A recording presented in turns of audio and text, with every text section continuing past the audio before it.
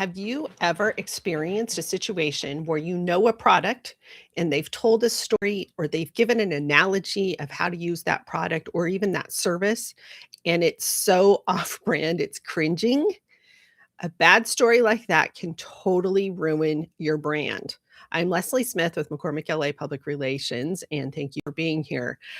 The I'll tell you a great story about this, and you know what I mean. It's sort of akin to you're at the salad bar and you've built this beautiful salad, and at the last place where you're putting your dressing on your salad, out comes an olive from the ranch dressing. You're like, I hate olives. Like that's how bad branding is. It sticks out like it's something you hate in the middle of something you love, on top of something that you spent a lot of time to work with, right? So you don't want those surprises. And that's where a brand will go crooked. Recently, well, in college, my advertising professor used to say, nothing ruins a bad product like a good ad. Meaning, you have good marketing, you have good promotion, people are gonna find out that the product is crap right away because you've sold it so well through the promotion. That recently happened to me with an app that I bought. Great ads, did not deliver on one promise that it made. So, I won't go into that, but here's another story. Okay, so years ago, I used to sell baskets for Longaberger Basket Company, and it's a multi-level marketing model. So like Avon or Tupperware or anything where you have somebody who recruits 10 other people to sell, and each of those people recruit 10 other people to sell. And, people say it's a Ponzi scheme, but it's all real money. So it's not, you're not stealing from the bottom to pay the top. It's just, there's a trickle down. So you get a percentage of everybody that you've generated, right?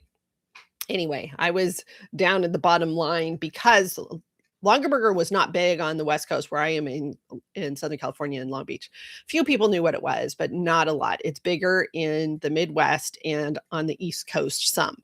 And what they are is these beautiful uh, baskets, and they're made of maple wood. They're collector's items. They're handmade. They're numbered. The person who put it together signs it.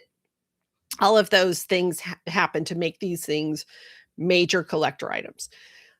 Okay, and people would love it. So you'd have this beautiful basket, then you'd have these liners that were from fabric, and you could change out the liner for every different holiday. So you might have a beautiful basket that you put rolls on the table. And so then you have your Thanksgiving liner, or you have your St. Patrick's Day liner for your soda bread, or you have, your Christmas liner. You would change those out, and it was super fun. And then you had a plastic protector that then would protect the liner. So if you put garlic bread in, you're not dripping butter all over your liner that may never come out. So, and they were expensive. Like a little basket might be like $45, but it's a collector's item and people love that. So it was a little bit of a tough sell here just because people didn't know what it was, but there were some people who really got into it. I didn't sell it for very long. You sell it with parties. That was a hard thing to do, that kind of thing. And then they also had beautiful pottery, which this is some of their pottery. So it has this basket weave. Okay, I was pregnant with my second child. So she's 24. So this was a long time ago. That's when I bought these dishes. They have hardly chipped. They're great quality pottery. If you drop it, it's going to break. But for the most part, it doesn't chip off like, some cheap platter that you bought that's cute at, Linens and Things or Home Goods or something where it's cheap pottery. And it cracks and it crazes that little line that gets in the glaze. Okay, so it's not great quality. This is really great quality. So they had this knack for taking this great quality and explaining it really poorly. And so I would not explain it the way they would say it would be on their sales sheets. They had all of this materials that they'd send us every month. This is what's special, and this is the new basket for this year, and et cetera, et cetera, et cetera. So, and they would have new pottery, or they'd introduce new colors, and and the pottery matched the fabric liners, and you could have your whole collection. It's all gorgeous. So, they're selling the pottery. They're like, "This pottery, it doesn't crack and craze, it doesn't chip." All of those things I just explained that hold up. 100% good product. That's their promise. Their analogy, and you've heard this, people relate to stories, tell stories. That's where people will relate to it. Just like I'm telling you now, I'm telling you about a real product, my experience with that product. You may know or you may see lately I've been seeing all these, millennial inheritance Instagram threads that I just love, these channels, and the millennials are inheriting their parents' collections, and they're not worth as much as they would have been or we thought they would be. And in that is Longburger baskets. They used to have a office building in Dresden, Ohio that was a giant market, but their market basket was a giant was their office building. But they're still around, but they've shrunk and that there's nobody in there and they sell differently and whatever because of the market changed, right? And these, Marshalls and those kinds of places started making similar things far less expensive. It didn't have that collector's quality, but newer generations didn't care about the collector's quality, right? That's why now there's Instagram threads of, aha, you inherited that. What are you going to do? So it's I'm telling a story that you can relate to, okay?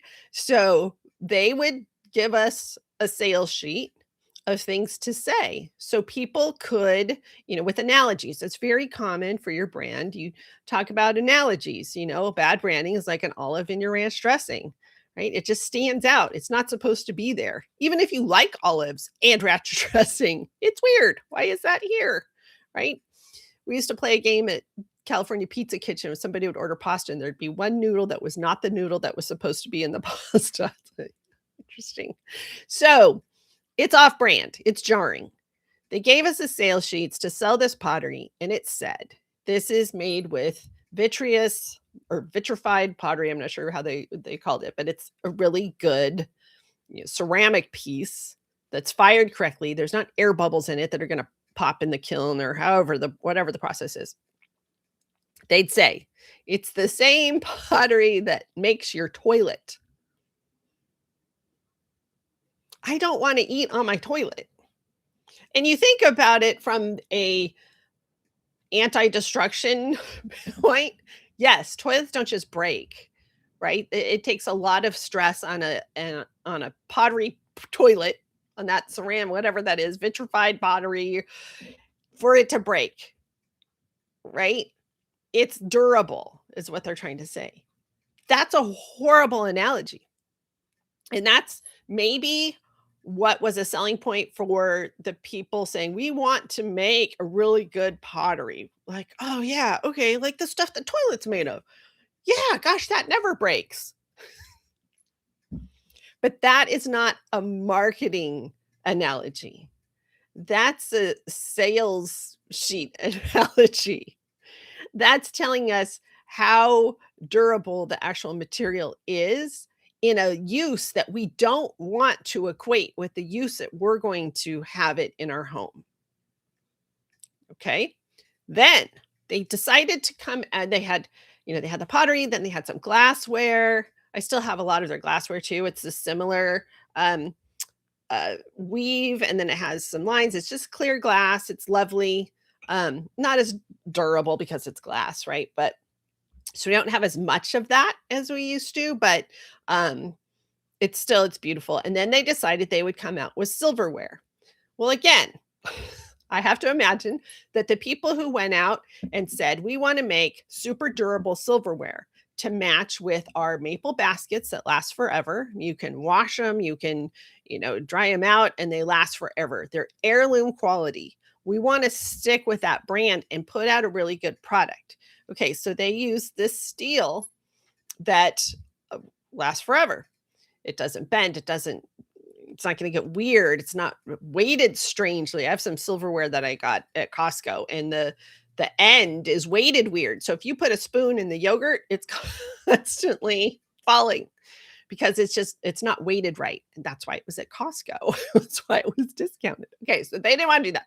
They want perfectly weighted silverware. They want it to be very durable, the same type of long lasting heirloom quality as all of their other products. So they got this seal. And I don't know how this happened because how many people had to think about this and approve this before it went on a sales sheet, and then people had to approve the sales sheet. Like, that's not one person's job alone. So many people had to see this and approve this before it got out to the, I don't know, 10,000 salespeople in the country.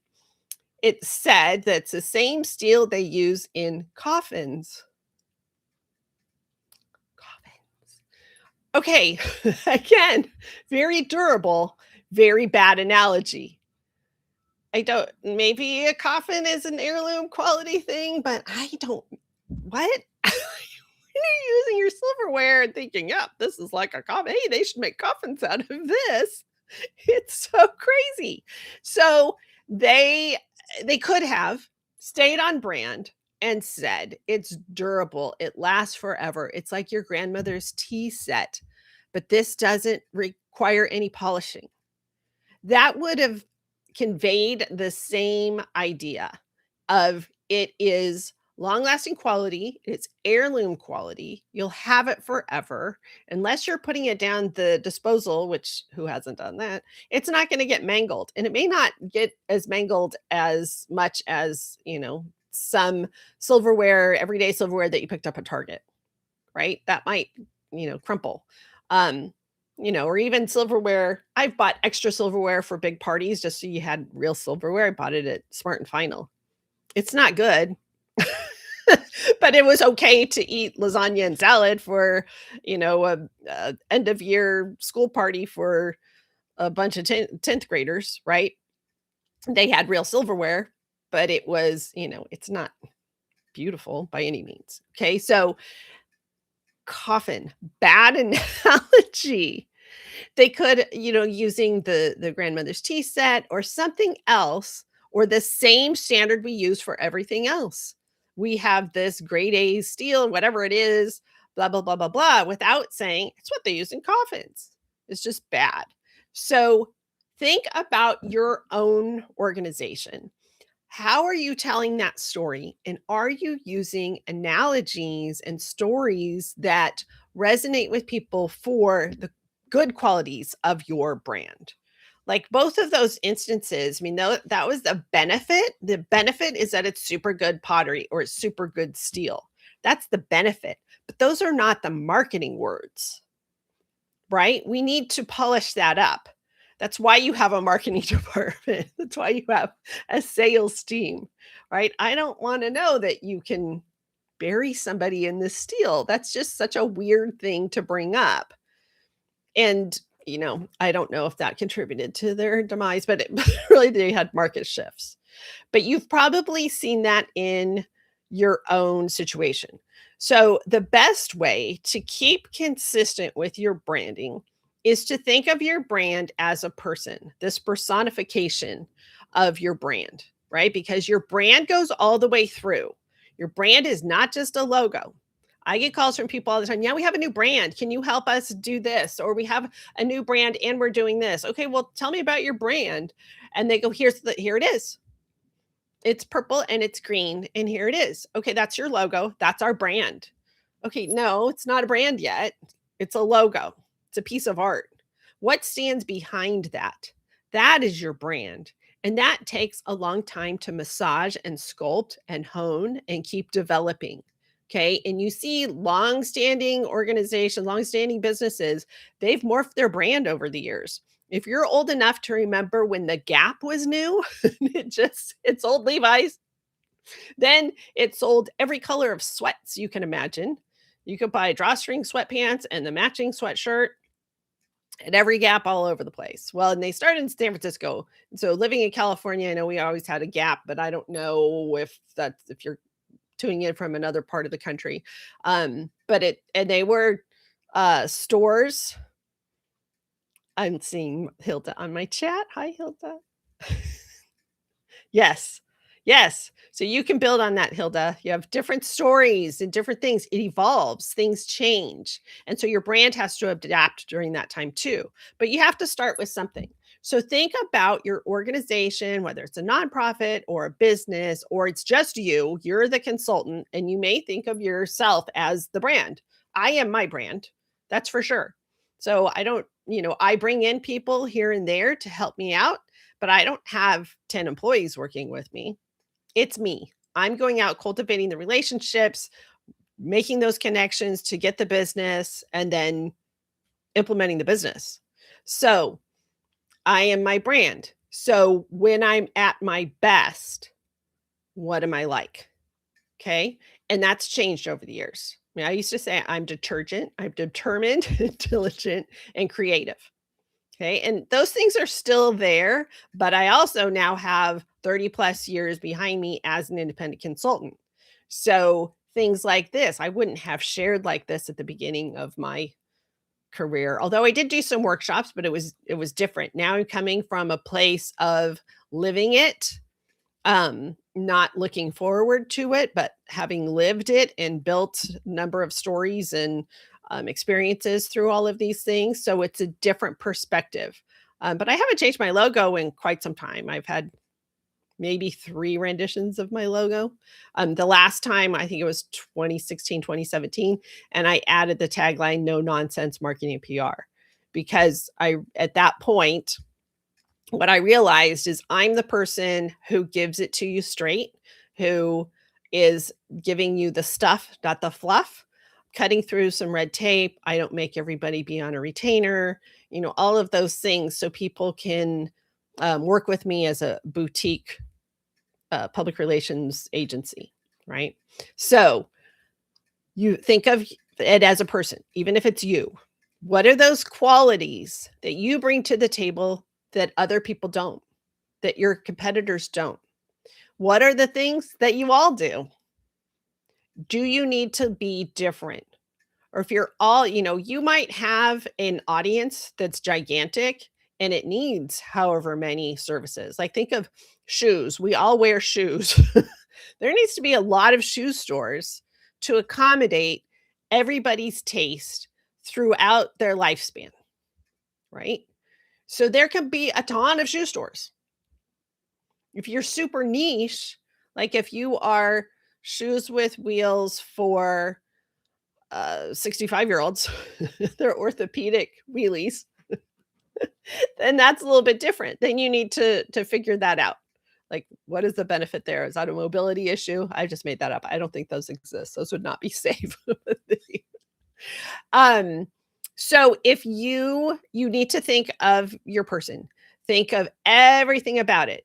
Now, if it's not as much of a passion project for you, maybe it's not as much, your business is not reflecting you as much. Okay. Maybe it's reflecting something else because you're keen on something in the market. Um, a lot of products are made for new moms, babies. That stuff changes every year. It's amazing how many new products come out to make things easier. And it's a lot of mompreneurs, right? It'd make this easier. Instead of having food in jars, we put them in sippy bags, which is how they are now, which is amazing to me. Things change very quickly. So, and that same mom might end up as an empty nester, but still has her eye on those kids. So her brand may still be the young 30 something mom that's, struggling to make things easier in her life, even though now she's 65 and an empty nester. So see how that personification is now a little bit removed from her. Okay. So that happens. Okay. So, and some people, their organizations are just like, this is what people need. And they, create that product and they're very removed from it. Think of a cereal company, a Kellogg's, like Mr. Kellogg, whoever, very far removed from, the Raisin Bran now, right? So, um, but you are probably very close to it. So walk through all the qualities of that person, and then think about how that person moves in your target audience. How do you relate to them? Do your materials, is that comfortable for that person, your organization as a person? Do they want to pass out your materials, or is there a disconnect there? If your person is a buttoned up, very professional person, always looks stunning, always has, manicures and coiffed hair and beautiful accessories, expensive stuff, do they hand out a handwritten business card? No. Do they hand out a flyer that they sketched on a piece of notebook paper and made copies of? No, that would be an olive in the salad dressing. It's very off brand. It breaks it. It ruins it. So what's not real, they think? Is this just because she didn't take time to create these materials? Or is the whole dress and everything and how she looks just a bit? Like, did she, buy a bunch of clothes just to fit this form, but has nothing behind it to back that up? Because a very coiffed professional person with, elegant has a pedigree behind that. They eat with the right fork. They have a napkin in their lap. They say, "Excuse me," before they leave the table. They walk a certain way. They don't rush around. They're not clumsy. They glide through the networking meeting. They pause at the door and they look around to see who they want to meet. They have a demeanor and a manner about them that is calm, cool, collected. That would be on brand with a person that I've described, the kinds of clothes, jewelry, beautiful hair, always nails done, always looks cared for meticulously. That person is not like, "Oh my god, I'm totally late," and slumps down like this hobo bag and is ruffling through for some little bent card, business card. "Here, oh, here's my card." That doesn't match. That's off brand. It's off-putting. And you don't want to then and you're like, "What's real about this person? This seems very strange. Like, is she just having a really bad day? Or is I don't want to work with her. I can't figure it out." Right? We want consistency. We want to meet people who convey what they're all about. Um, and that comes across in everything. Like maybe you're a coach, and so you show up in a polo shirt with your logo. Any kind of coach could do this effectively, right? And some nice khaki slacks or something. Okay, so that works for physical coaching, um, as well as any like life coaching or whatever. You could do that, lean into sort of that branding of, yeah, this is going to be fun. We're going to get in shape mentally, physically, whatever. Right. So go through that exercise of imagining your person and everything about that person, and then take the time to write a couple paragraphs as if you were introducing this person as your best friend. And in that, then take that paragraph or two, boil that down to 3 adjectives. How would you describe that person? And those 3 adjectives become your key branding messages that you can measure everything against. Those are your branding metrics. Is it showing that I'm determined? Is it showing that I'm diligent? Is it showing that I'm creative? Is it showing that I have 30 plus years in business? Okay, so all of those things would need to come through everything I do. So, see, I'm reticent to say wisdom. Does it show that I have wisdom? 30 plus years of business. Does it show my wisdom? So, that's an exercise for you. That will help you create a branding message metrics. Like when you go through all of your communication pieces, do they all reflect this? Am I reflecting that in the way that I move through my work when I'm doing things? Am I getting to deadlines on time? Am I showing that I'm determined in my business to help people? Am I finding out new things? Some people are not determined like that. Some people just say, "This is my process. And if you want anything else, oh, sorry." No, I'm like, I would rather find something new. Like, how can we solve this problem? You have a limited budget. Can we create that video using stock footage in Canva? Can we create a clone voice to read that voiceover, that doesn't sound like, too much like a robot, right? So what are those tools? That's a project I'm working on right now. So putting those things together so that it saves the client some money, it reaches what they want to do. We're going to have the ad that they want, and then placing that ad to make sure that it's effective. And I already know their product backs up everything that we're promising in that ad. So that good ad will not ruin that bad product. It will promote a good product. And so the better the advertising for those good products, because the brand goes all the way through, it's completely consistent, right? And I would say Longaberger is completely consistent. Everything lasts forever. They just used really bad sales stories to talk about it. I don't know why. So, and I wasn't in the beginning of why they use maple wood. That was probably an equally bad analogy. I'm not sure. But it's durable and lovely, and it really lasts forever. So if you buy a Longaberger basket online, some used heirloom, you're probably getting a really good deal because they were very expensive when they first came out, and I think the market's been flooded. So there's my purchase tip for you today. If you like to thrift, look for Longaberger. It'll have a stamp on the bottom, and it'll have a little signature and a number. So anything you get for 20 bucks or less is a huge deal. So very, very good product. Bad story. So do not ruin your good brand with a bad story. Thank you for tuning in. Please leave a like. Please leave a question for next time. If you want to know more, go to escapemarketingmania.com and watch my 15-minute video, and please keep in touch. Thanks.